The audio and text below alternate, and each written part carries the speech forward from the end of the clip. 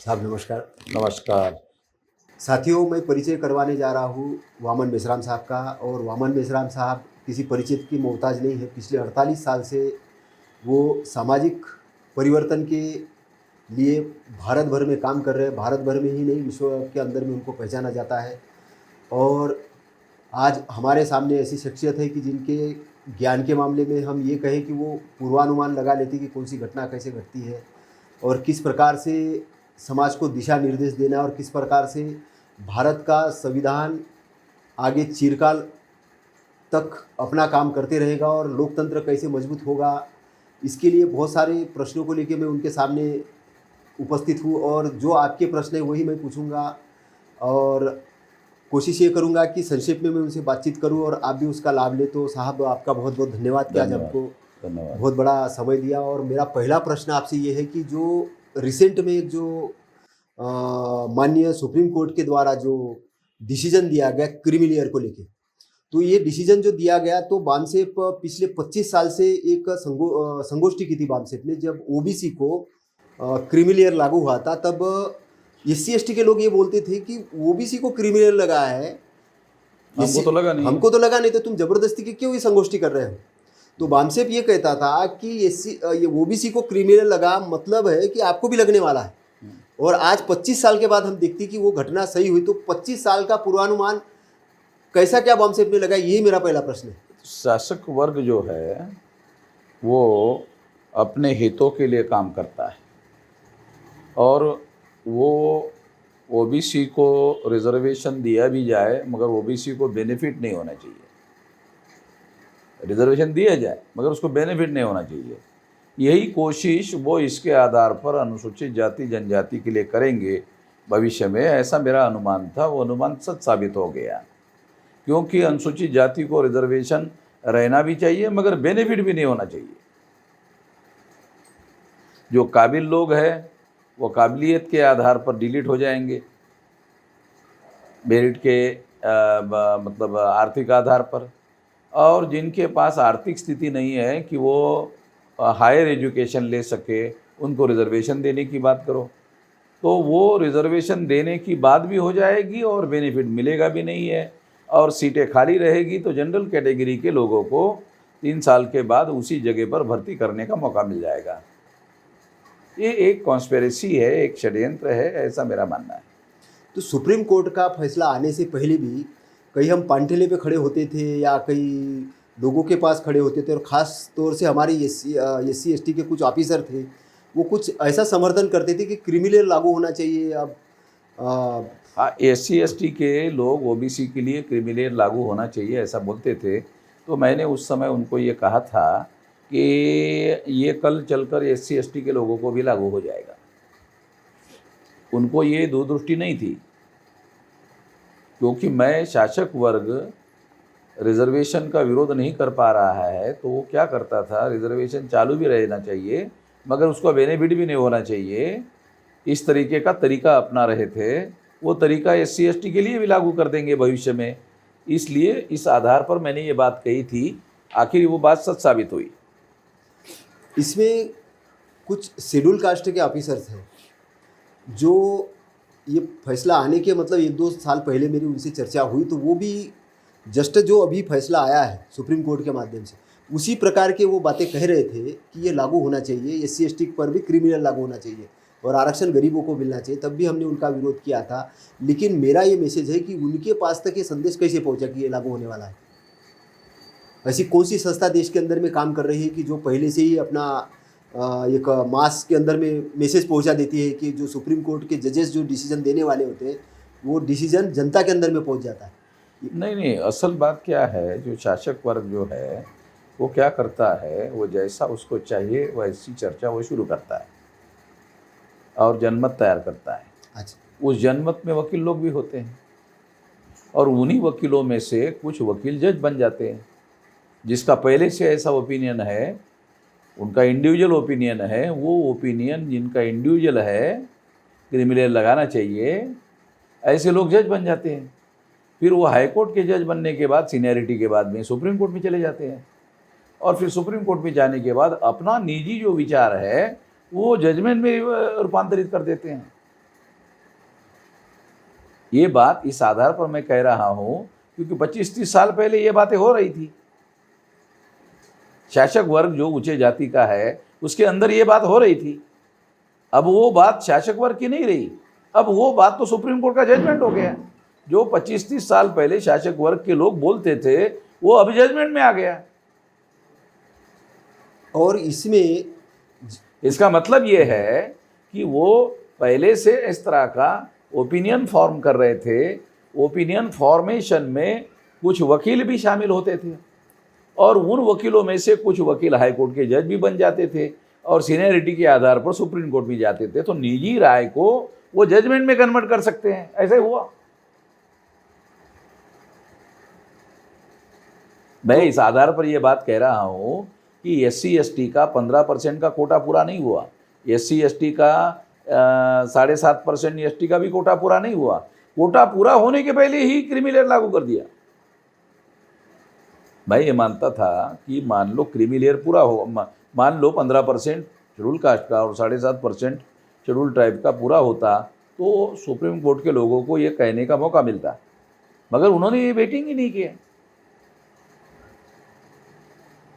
अच्छा, आर्टिकल 14 को लिखिए कि कास्ट को डिवाइड कर सकते, कास्ट के मामले में जो माननीय न्यायाधीश पहले ऐसा जजमेंट था कि ऐसा नहीं कर सकते, हाँ, मगर अभी जो है वो जजमेंट को उन्होंने ख़त्म कर दिया। पहले ऐसा जजमेंट था। तो अभी जैसे कोई कोर्ट के जजमेंट के खिलाफ में कोई बोलता है तो न्यायालय अवमानना होता है, लेकिन जो कोई व्यक्ति संविधान के अगेंस्ट में ही जाके अगर कोई निर्णय देता उसके लिए क्या कानून है, क्या नियम है? देखो, अगर सुप्रीम कोर्ट के जजेस ये फैसला करे तो सुप्रीम कोर्ट के जजेस को इंटरप्रीट करने के नाम पर इस तरह का इंटरप्रिटेशन करने का अधिकार है। उसके आधार पर उन्होंने ये फैसला दिया। अब तो ये कॉन्स्टिट्यूशनल हो गया ना, अब कॉन्स्टिट्यूशन अब वो कॉन्स्टिट्यूशनल हो गया। कॉन्स्टिट्यूशन की इस तरह की व्याख्या उन्होंने कर दिया, अब वो तो कॉन्स्टिट्यूशन का पार्ट एंड पार्सल हो गया। अब उसका विरोध करना कॉन्स्टिट्यूशन का विरोध करना हो गया, ये हो गया ना। इसलिए इसका बहुत सारे लोग विरोध कर रहे हैं, सारे देश भर में इसकी बहुत ज़्यादा विरोधता हो रही है, बड़े पैमाने पर हो रही है। तो ये वाला जो जजमेंट आया इसके लिए आपकी क्या रणनीति होगी फ्यूचर में इसको पलटने के देखो, आने वाले समय में, क्योंकि ये निर्णय तर्कसंगत अभी नहीं लगता, क्योंकि SC और ST का कोटा अभी पूरा नहीं हुआ बराबर। और होने के पहले ही उन्होंने क्रीमी लेयर लागू कर दिया।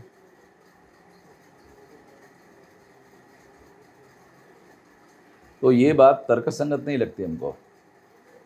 नहीं, आर्टिकल जैसे मगर इससे शासक वर्ग के लोगों का बेनिफिट है उसमें, शासक में, क्योंकि जो लागू नहीं होगा वो अनरिजर्व सीटें जो है वो 3 साल के बाद ओपन हो जाएगी और ओपन कैटेगरी के लोगों को उसमें भर्ती करने का मौका मिलेगा।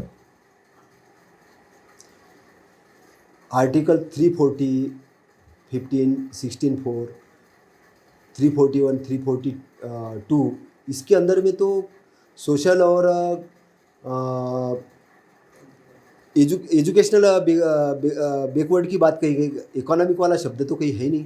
है नहीं, ये सुप्रीम कोर्ट इंट्रोड्यूस कर रहा है ना। तो क्या इंट्रोड्यूस करने के पावर सुप्रीम कोर्ट के पास में है? अब वो तो सुप्रीम कोर्ट ने जजमेंट देने के बाद वो लोग ऐसा कह सकते हैं, उसके बाद पावर है। मेरा मतलब प्रश्न ये था कि अगर गलत डिसीजन अगर सुप्रीम कोर्ट देता है तो अब उसको जजमेंट को अब पलटने का उसको रेक्टिफाई करने का अधिकार पार्लियामेंट को है।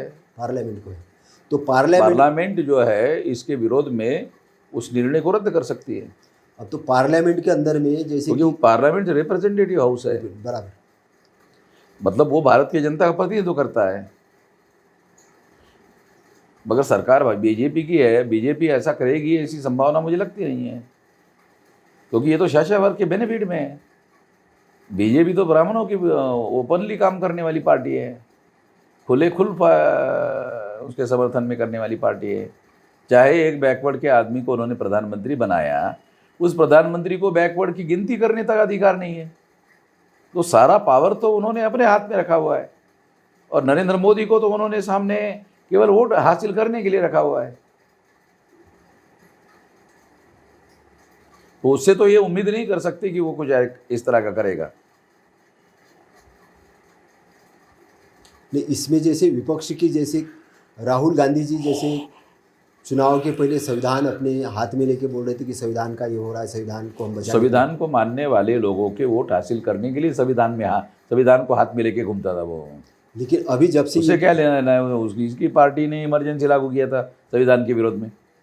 अभी जैसे ये डिसीजन आया क्रीमिलियर वाला, तो तब से कांग्रेस के लोग समर्थन में है, उसके समर्थन, उस फैसले के समर्थन में है, इसलिए वो चुप है। चुप रहना भी एक तरीके का समर्थन ही है। जैसे मायावती का एक आया इसका, और अपने तेजस्वी यादव का स्टेटमेंट है उसके लिए, और अपना चंद्रशेखर ने बोला है, और अपने रामविलास पासवान जी के बेटे ने बोला है। ये सब लोग एक मोबिलाइज हो रहे हैं एक साइड में, और कांग्रेस है, कांग्रेस वाले चुप है। तो इसका क्या क्योंकि कांग्रेस भी ब्राह्मणों की पार्टी है और बीजेपी भी ब्राह्मणों की पार्टी है, तो ये ब्राह्मणों के फेवर में है निर्णय, इसलिए वो इस तरह से हो रहा है। अच्छा, इसको लेके जो बीजेपी के गठबंधन में जो लोग हैं एससी के एसटी के, वो भी इसके विरोध में है। जो कांग्रेस के गठबंधन में है वो भी विरोध में है। जो कांग्रेस बीजेपी के दोनों के गठबंधन में नहीं है, बाहर है, वो भी उसके विरोध में है।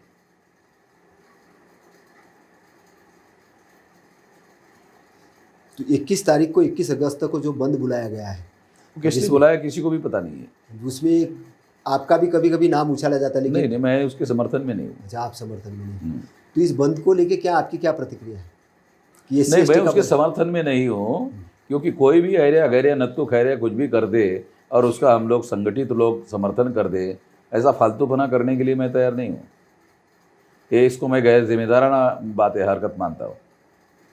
कोई भी उठ जाए और एक वीडियो बना करके घोषित कर दे,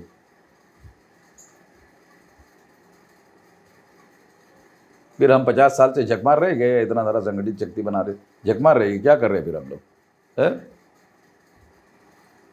कोई आदमी आजकल वीडियो बना सकता, कोई भी आदमी, एक इंडिविजुअल आदमी, उसको कोई कुत्ता भी पूछता है या नहीं पूछता है? हम वो जिले में भी उसको जानता है कोई कि नहीं जानता है पता नहीं, वो कर दे भारत बंद, तो उसका समर्थन करे, क्यों करें हम लोग? अगर ऐसे ही करना था तो फिर 50 साल से संगठन बनाने का और संगठित शक्ति निर्माण करने का काम हम कर रहे हैं, तो क्यों करें? फिर करना नहीं था। पिछले बार भी जैसे 2 अप्रैल का भारत बंद था एट्रोसिटी एक्ट को लेकर, और उसमें कुछ अनडिसिप्लिन तरीके से, मतलब कुछ गोलाबारी, लगभग कई लोग मारे गए, 15-16 लोग लगभग अपने मारे गए थे इसी नादानी की और नालायकी की वजह से। तो इसमें खबरदारी रहना चाहिए, आंदोलन करना चाहिए, ये मौलिक अधिकार है हमारा, मगर आंदोलन में लोगों की जान नहीं जानी चाहिए, ये नेतृत्व की जिम्मेदारी है ना। हमने कई बार भारत बंद किया, मगर कभी कोई हिंसा नहीं होने दिया और अपनी बात भी उठाया। बगैर हिंसा के अपनी बात उठाने का और मौलिक अधिकार का उपयोग करने का अधिकार बाबा साहब अम्बेडकर ने आर्टिकल 19 के तहत दिया हुआ है। हमको उस तरीके से करना चाहिए। तो कुछ भी करने का क्या मतलब है? 21 तारीख को लेके किसी ने आपसे संपर्क करने की कोशिश नहीं की? कि हम किसी ने आपसे सलाह लेने की कोशिश नहीं की कि हम ऐसा करने जा रहे हैं? मुझे कोई सलाह नहीं दिया। अच्छा, कोई सवाल नहीं। अच्छा, मैं ये देख रहा हूँ कि अभी जो मध्य प्रदेश के अंदर भी आरक्षण इन प्रमोशन का मामला है, वैसे ही ठंडा पड़ा हुआ है ना? गिनती हुई नहीं है कि कितनी सीटें भरी गई, कितने खाली है। स्कूलों का प्राइवेटाइजेशन हो गया है, और चारों तरफ से हम ये देख रहे हैं कि आरक्षण नाम की तो कोई चीज़ लगभग बची नहीं, लेकिन फिर भी इसका प्रोपोगंडा करके कुछ विशेष जातियों का नाम उल्लेख पेपर कर रहा है कि अभी धर्म के विरुद्ध धर्म की लड़ाई नहीं रही, अब जाति की विरुद्ध लड़ाई हो गई। ये जो प्रोपोगंडा क्रिएट करने का जो काम किया जा रहा है, कि आपस में लड़ाने का जो काम करने का जो काम कर रहा है शासक वर्ग, तो इसके पीछे का क्या उद्देश्य होगा उनका? ब्राह्मणवादी लोगों ने हमारे लोगों के 6000 जाति के टुकड़े किए, वो तो आपस में लड़ाई झगड़ा कराने का उनका तो धंधा ही है हजारों सालों से। वो ऐसे ही करते रहेंगे, आगे भी करते रहेंगे। हम समझदार लोगों को चाहिए कि उनके झगड़े में शामिल ना हो, उनके झांसे में शामिल होकर आपस में झगड़ा करने का काम ना करें। आगे आने वाले समय में जैसे कि राजनीतिक तौर पे हम ये देखते हैं कि एक संसद एक बहुत बड़ी भूमिका निभाती है संविधान को बचाने के लिए। तो जैसे ये जो अदर पार्टी के जो लोग हैं, कांग्रेस और बीजेपी को छोड़ के, इनके लिए आप क्या कहना चाहेंगे कि ये किस प्रकार से अपना वहाँ पर मुद्दे उठाए? देखो, मूल बात क्या है कि ब्राह्मणों की संख्या 3.5% है, तो कांग्रेस भी 3.5% ब्राह्मणों की पार्टी है, बीजेपी भी 3.5% ब्राह्मणों की पार्टी है। इन लोगों के द्वारा हम लोगों का भला होगा, विकास होगा, उद्धार होगा, ये हमारे महापुरुष नहीं मानते थे, अब भी नहीं मानते। हमारी संख्या ज़्यादा है तो वो संख्या के लोगों को अपना विकल्प, अपना अल्टरनेटिव तैयार करना चाहिए। लोकतांत्रिक अधिकार संविधान में है उनको ऐसा करने का, और उसी के तहत उनको ऐसा करना चाहिए, और करके अपनी संगठित शक्ति निर्माण करना चाहिए। ऐसा निर्माण करके उत्तर प्रदेश में भी सत्ता में परिवर्तन हुआ था और उसके आधार पर बहुत सारे फैसले लिए गए थे। ऐसे ही फैसले सारे देश भर में भी लिए जा सकते हैं, नेशनल लेवल पर भी लिए जा सकते हैं, और परिवर्तन राष्ट्रीय स्तर पर भी किया जा सकता है। राष्ट्रीय स्तर पर परिवर्तन करने के लिए राष्ट्रीय संगठन चाहिए, राष्ट्रीय स्तर का संगठन हो तो ऐसा कर सकते हैं। इसी बात को आधार बनाकर हमने राष्ट्रीय स्तर का संगठन बनाया और इसी बात को ध्यान में रखते हुए काम कर रहे हैं। तो ये एजुकेशन के रूप में भी मैं आपसे एक सवाल जानना चाह रहा था कि जो एक सिलेबस जो तैयार किया जा रहा है, जिसमें कि अवैज्ञानिक रूप से कुछ पाठ्यक्रम ये किया जा रहा है कि जिसमें बच्चों का, जैसे कॉन्स्टिट्यूशन ये कहता है कि वैज्ञानिक दृष्टिकोण निर्माण होना चाहिए बच्चों का, लेकिन वहाँ पर अवैज्ञानिक तरीके से कुछ कहानी, कथाएं, ऐसी चीज़ें इंटर की जा रही है, और जो जिस प्रकार का एजुकेशन होना चाहिए वैसा नहीं दिया जा रहा है। तो इसके बारे में क्या नहीं, मतलब? अगर ऐसा कोई सबूत हमारे पास आता है तो हम उसको हाई कोर्ट, सुप्रीम कोर्ट में भी चैलेंज कर सकते हैं। हम इस तरह के अभ्यासक्रम के विरोध में आंदोलन भी कर सकते हैं। इस तरह के सबूत अगर हमारे पास आते हैं तो हम ऐसा करेंगे। अच्छा, बामसेप के अंदर में मैं ये जानना चाह रहा हूँ कि स्टूडेंटों का जैसे अभी इन्वॉल्वेशन कितना परसेंटेज और कम क्यों है, मतलब अभी थोड़ा स्टूडेंट लोगों का ऑल इंडिया का हमने संगठन बनाया है, अभी आंदोलन में उसका उपयोग करेंगे। हमारे जो पड़ोसी देश है, श्रीलंका है, बांग्लादेश है, वहाँ के जिस प्रकार के घटनाक्रम हुए हैं, और आज ही मैं एक कांग्रेस के एक एक्स मिनिस्टर, मध्य प्रदेश के एक्स मिनिस्टर का बयान सुन रहा था। वो ये कह रहे थे कि इंडिया के अंदर भी ऐसा ही होगा और प्रधानमंत्री के घर में घुस जाएंगे लोग। तो इस प्रकार का बयान देना क्या सही है? मैं गैर जिम्मेदाराना है, गैर जिम्मेदाराना है इसको, मतलब इसको संवैधानिक अधिकार नहीं माना जा सकता कुछ भी बोलने का। आपको बोलने का अधिकार है, इसका वजह से इसका मतलब क्या है? कुछ भी बोलते रहो। आपको आंदोलन करने का अधिकार है, प्रधानमंत्री के घर में घुसने का अधिकार कैसे है? प्रधानमंत्री चुना हुआ प्रतिनिधि है, संविधान के अनुसार चुना हुआ है, बहुमत के आधार पर चुना हुआ है।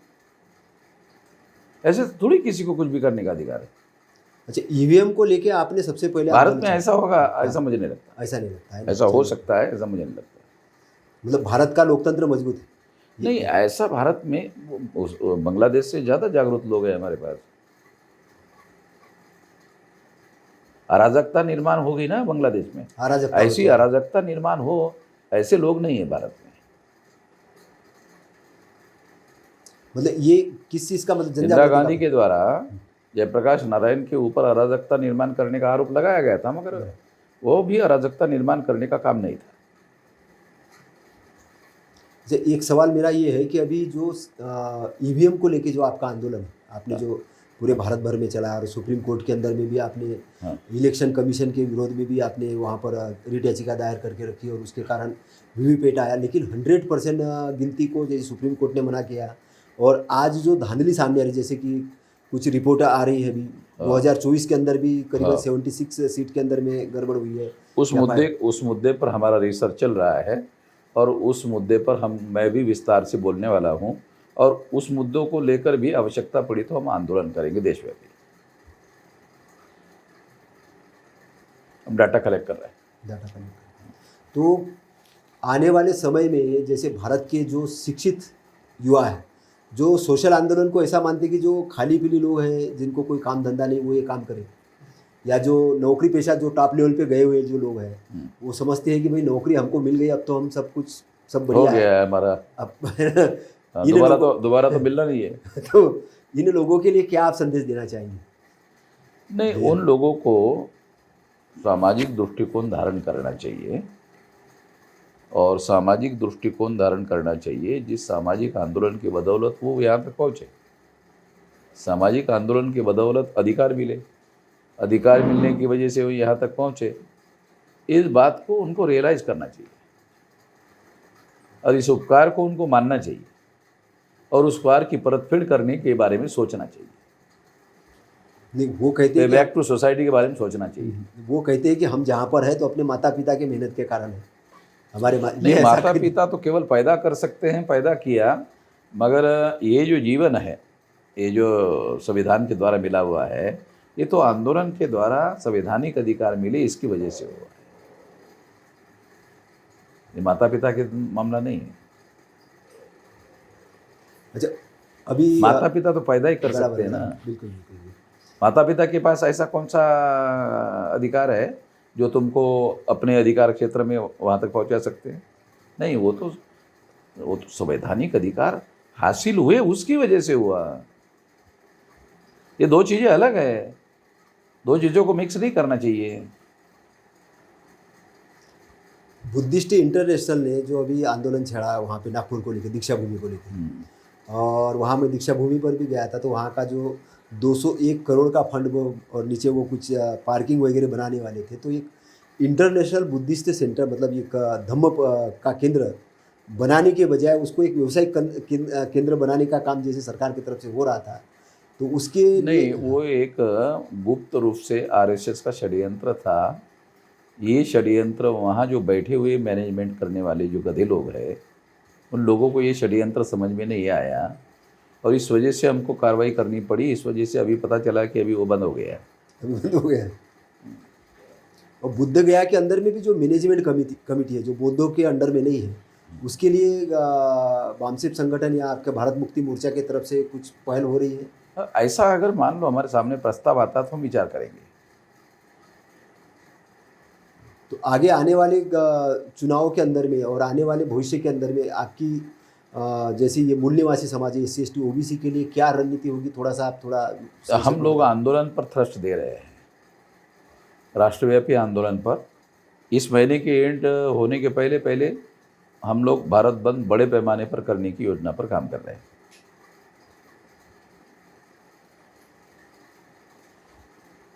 जैसे कि अभी मैं ये देखता हूँ कि शिक्षा को खास तौर से शिक्षा को महंगा किया जा रहा है, टैक्सेस बहुत लगाए जा रहे हैं और सरकार को जो मेन काम करना चाहिए तो वो करने के बजाय बच्चों को कावड़ यात्रा में भेजा जा रहा है।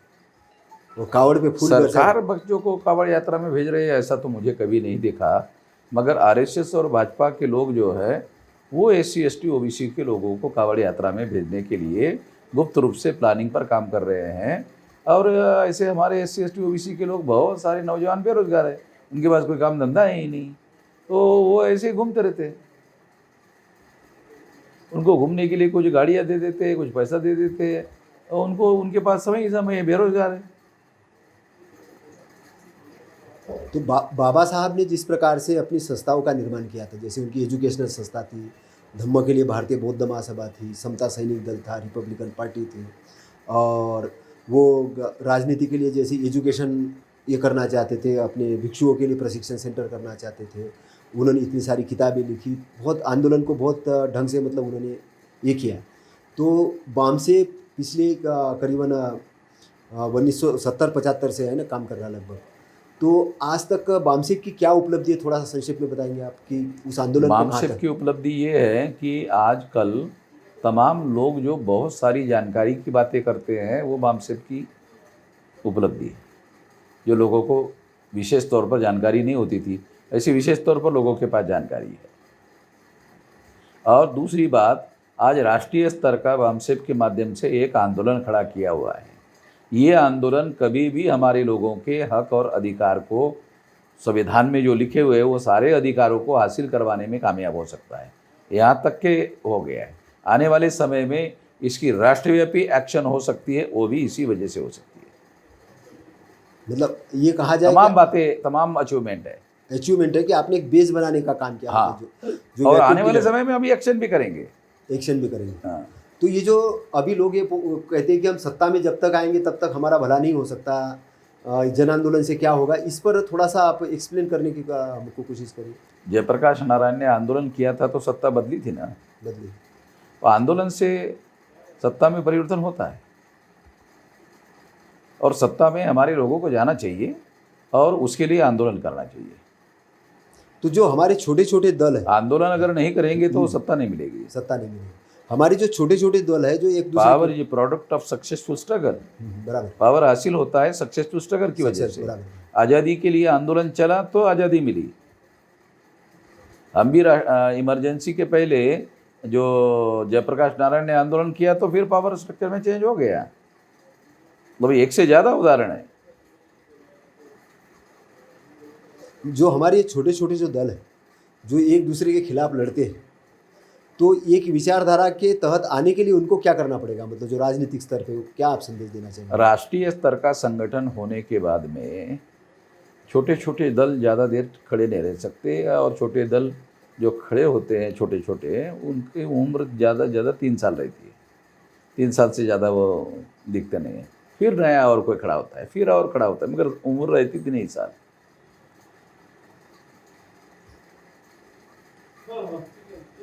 अच्छा, व्यवसाय को लेके क्या मतलब आपकी स्ट्रेटेजी है? व्यवसाय को हमारे लोगों को, जैसे एक तो नौकरी वाला हो गया कि जा नौकरी नहीं, केवल मात्र नौकरी के पीछे लगना उचित नहीं है। जिनके पास आर्थिक साधन है उनको व्यवसाय की दिशा में भी आगे बढ़ना चाहिए। केवल नौकरी के पीछे लगना उचित नहीं है, मगर व्यवसाय करने के लिए आर्थिक साधन चाहिए। आर्थिक साधन हाँ। नहीं, आजकल जैसे जो एक जो मार्केट बना हुआ है ना, हम देखते हैं कि ऑनलाइन सेवाएं शुरू हो गई है। हम जहाँ से खरीदारी कर रहे हैं वहाँ का चंदा आरएसएस को या ऐसे पार्टियों को जाता है कि जो हमारे विरोध में काम करती है, ऐसा लोग मानते हैं। मैं नहीं बोल रहा हूँ, ऐसा लोगों का अपना ओपिनियन है कि भाई आरएसएस हमारे विरोध में काम करते हैं, ऐसा लोग बोलते हैं, है ना। तो ये बड़े बड़े उद्योगपति तैयार होते हैं, वहाँ से जाके हमारे लोग एक ग्राहक के रूप में सामान, हम लोग बोलते हैं कि हम 85 है 90% है। तो सबसे बड़ा पावर तो जैसे वोट का पावर, वोट के पावर से सत्ता बनती है, वैसे ग्राहकों के पावर से बिजनेस बनता है। तो ग्राहकों का एसोसिएशन अगर बन जाता है तो एक बड़ा वर्ग मोबिलाइज होगा और ऐसा वर्ग मोबिलाइज हो सकता है तो अपने स्टोर भी ओपन कर सकता है, मार्ट भी ओपन कर सकता है और इकोनॉमिक जो दूसरी जगह जा रहे हैं उनके आपस में बढ़ सकता है। डिस्ट्रीब्यूशन इसके लिए बहुत बड़े पैमाने पर नेटवर्क चाहिए, बहुत बड़े पैमाने पर आर्थिक संसाधन चाहिए और ऐसे आर्थिक संसाधन राष्ट्रीय स्तर पर व्यावसायिक नेटवर्क खड़ा करने का काम होना चाहिए। अगर ऐसा होता है तो हमारे लोग दूसरे के पास क्यों जाएंगे? फिर हमारे लोगों के पास से ही लोग ले सकते हैं। जब तक ऐसा विकल्प खड़ा नहीं होता तब तक तो दूसरों के पास जाकर ही लेना होगा। वैसे स्कूलों के मामले में भी, स्कूल में जैसे हमारे बच्चे जा रहे हैं तो अगर ये एक ही शहर की अगर संख्या है तो हजारों में होती है और एक स्कूल 2 चीज़ स्कूल चलाने लायक की संख्या है, लेकिन इनके दिमाग के अंदर में एक छोटा विहार बनाओ, उसमें बुद्ध की मूर्ति बिठाओ, उसकी पूजा करो, केवल एक मंदिर वाला ही कॉन्सेप्ट रहता है। ऐसा बाबा साहब वाला जो कॉन्सेप्ट था। हाँ, तो जो अनऑर्गेनाइज लोग हैं वो ज़्यादा ऊंचा दर्जे का नहीं सोच सकते। ऑर्गेनाइज लोग ही ऊंचे दर्जे का सोच सकते हैं। जिनके पास ऑर्गेनाइज थिंकिंग है वो हाई लेवल का सोच सकते हैं। अनऑर्गेनाइज लोग बहुत ज़्यादा ऊंचाई तक नहीं सोच सकते। तो ये जो दूसरे जो आरएसएस है उनके भी अपने प्रशिक्षण चलते रहते हैं, पादरी है उनके भी प्रशिक्षण चलते रहते हैं, तो क्या बामसेब के भी ऐसे कोई प्रशिक्षण चलती है? हमारे सारे देश भर में प्रशिक्षण तो लगातार चलते रहते हैं। ऐसा लगातार चलते हैं। बच्चों के लिए भी आप कैडर बेस ऑर्गेनाइजेशन है, तो बगैर ट्रेनिंग के कैडर बेस ऑर्गेनाइजेशन हो नहीं सकता। स्टूडेंट के लिए भी है, यूथ के लिए भी है। ट्रेनिंग लगातार सारे देश भर में चलते रहते हैं हमारे। तो कोई अगर संपर्क करना चाहे बामसेब के वर्करों से तो फिर क्या माध्यम हो सकता है? वो तो वहाँ जो लोकल, मान लो भोपाल है तो भोपाल में हमारे जो लोग हैं उन लोगों से संपर्क करना चाहिए। उन लोगों से संपर्क करना चाहिए। आपका कोई समाचार पत्र भी आता है कि सोशल वेबसाइट वगैरह भी? जैसे नहीं, अभी सोशल मीडिया की वजह से समाचार पत्र प्रासंगिक नहीं रहे हैं। अच्छा। लोग समय निकाल कर पेपर पढ़ने का, ये अभी रुझान धीरे धीरे कम हो रहा है। अभी वो मोबाइल उठाते देखते हैं और वो 24 घंटे देख सकते हैं, कभी भी देख सकते हैं और वो लगातार चलते रहता है। अब मतलब अभी कर लो मुट्ठी दुनिया में ऐसा वाला मामला हो गया है। कर लो ऐसा हो गया ना वो। और ये जो मोबाइल है, और ये मोबाइल अभी लगभग हर आदमी के हाथ में है? बाबा साहब का लाइब्रेरी बनाने की बात करते थे कि लाइब्रेरी हो, तो किताबों का महत्व भी आजकल क्या कम हो गया मोबाइल के कारण कि किताबों का महत्व है? नहीं, ज्ञान का संग्रहण तो किताबों में ही होता है, मगर किताबें भी आजकल मोबाइल के ऊपर आ रही हैं। किताबें भी तो मोबाइल। लोग किताब लेकर पढ़ने के बजाय वो किताब जो है यहाँ पढ़ता है, डाउनलोड, उसमें डाउनलोड की फैसिलिटी है। वो किताब तो है वो, मगर किताब को यहाँ डाउनलोड करके वो पढ़ सकता है और लोग इसमें पढ़ते रहते हैं। अभी जो बजट एलोकेट हुआ है सरकार की तरफ से, और उसमें बजट के अंदर में शिक्षा के ऊपर मतलब बहुत कम बजट दिया गया है, ऐसा कह रहे हैं मतलब जैसे लोग देखो, ब्राह्मण लोग एजुकेशन को प्रमोट ही नहीं करना चाहते ना, ब्राह्मणों का तो वर्चस्व है। 3% से ज़्यादा बजट आज तक किसी भी सरकार ने नहीं दिया। मैं ऐसा मानता हूँ, भारत जैसे विशाल जनसंख्या वाले देश में 10% से ज़्यादा बजट होना चाहिए एजुकेशन के लिए। मगर इससे तो जो unorganised SC ST OBC minority का वर्ग है, उसको बहुत बड़े पैमाने पर एजुकेशन मिलेगा, हायर एजुकेशन मिलेगा, तो वो तो इनको सरपास कर देंगे। वो तो ऐसा नहीं करने वाले, बल्कि उसको तो रोक लगाने की कोशिश करते रहते हैं।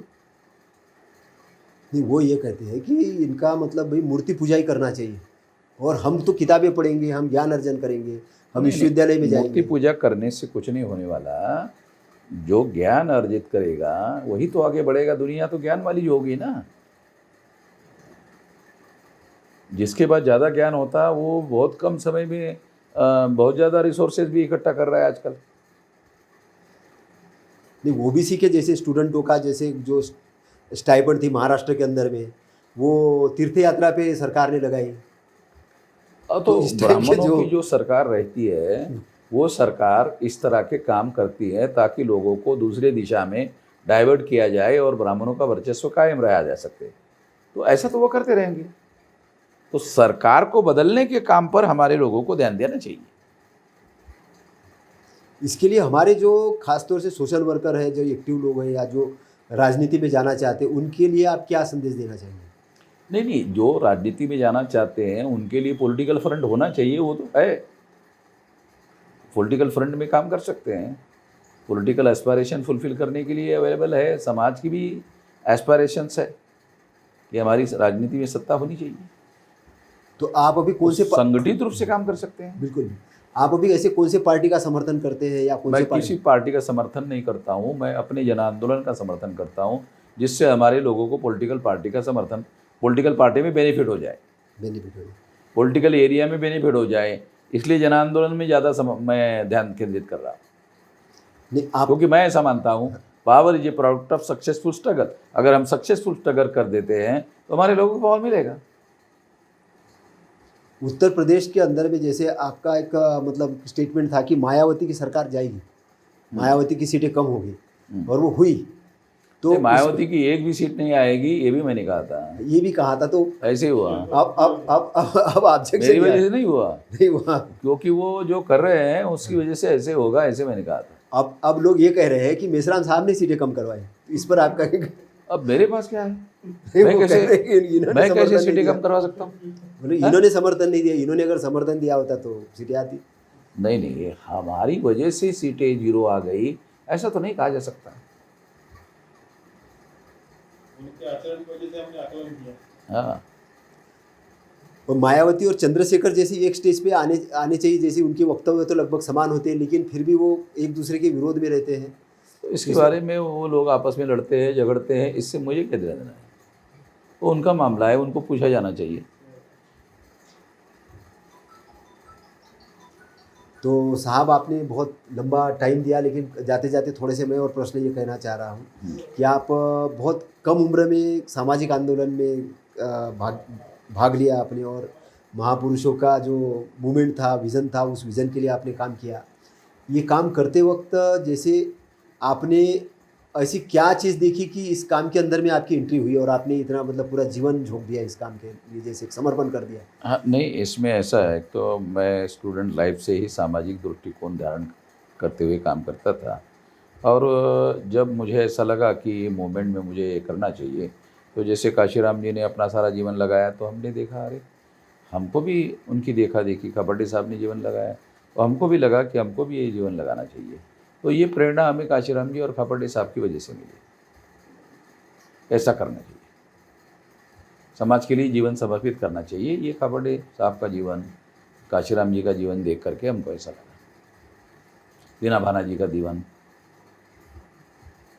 तो अभी जो युवा वामसेट के अंदर या फुल टाइम कार्यकर्ता बनना चाहते हैं और जो योग्यता रखते हैं, तो ऐसे लड़कों को जो कि अपना वो ये सोचते हैं कि मैं फुल टाइम ये करूँ तो मुझे कुछ मेहनत आना भी मिले, तो क्या ऐसा अपॉइंटमेंट भी देती है वामसेट, ऐसा कुछ है? नहीं, यदि कोई आदमी फुल टाइमर बनना चाहता है तो वो एप्लीकेशन कर सकता है, तो मानधन तो दिया जाता है।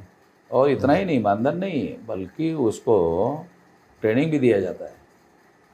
और कई लेवल का 1 दिन के ट्रेनिंग से लेकर 5 दिन तक का ट्रेनिंग दिया जाता है। और राष्ट्रीय स्तर की जिम्मेदारी भी लगाई जाती है। जिस तरह का उसका इन्वॉल्वमेंट होता है उसके ऊपर निर्भर है, उसी के अनुसार उसको मानधन भी दिया जाता है। उसके इन्वॉल्वमेंट के ऊपर निर्भर रख के मानधन दिया जाता है। इसमें क्या लड़कियां भी या महिला भी फुल टाइमर बनाते हैं? हाँ, हो सकते है। लड़के हैं, लड़कियां हैं, काम करते हैं, उनको भी मानधन मिलता है, वो भी फुल टाइमर के तौर पर काम करते हैं। तो आपका कीमती समय देने के लिए धन्यवाद। धन्यवाद। आपने इंटरव्यू लिया इसलिए।